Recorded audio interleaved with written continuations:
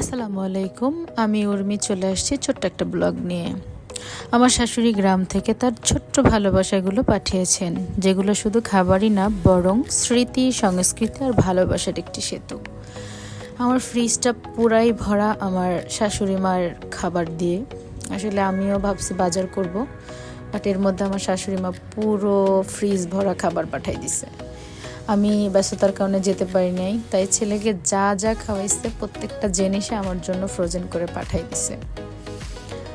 Roast পাঠাইছে, পোলাও পাঠাইছে, খিচুড়ি পাঠাইছে, যেটা আপনারা ভিডিওতে আগেই দেখে ফেলেছেন।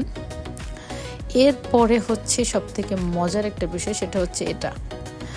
আমার ফুপা শাশুড়ির কয়েকটা গাছে অল্প কয়েকটা সিম হয়েছে, যেগুলো সব পেরে আমার জন্য পাঠাইছে। 2টা গাছে বেগুন হয়েছে, সেগুলো আমার জন্য পাঠাইছে। চাচি শাশুড়ি কষ্ট করে সে শাক তুলে পাঠাই দিছে আমার জন্য। আসলে এতগুলি শাক খাওয়ার মতন আমার ঘরে মানুষ নেই, কারণ আমরা খুবই কম মানুষ। এই যে একটা শাক, আরও একটা শাক ছিল ফ্রোজেন করা, সেটা আপনাদেরকে দেখাইতে পারলাম না। আসলে এই ছোট্ট ছোট্ট ভালোবাসাগুলো না আসলে হৃদয়ে গেঁথে যায়। এটা হচ্ছে আরেকটা ফুপি শাশুড়ি তার বাড়ির গাছ থেকে বড়ই পাইরা দিছে। এবারে শেষ কথা হচ্ছে, কে কোন জেলা থেকে দেখছেন কমেন্টে কিন্তু জানাবেন।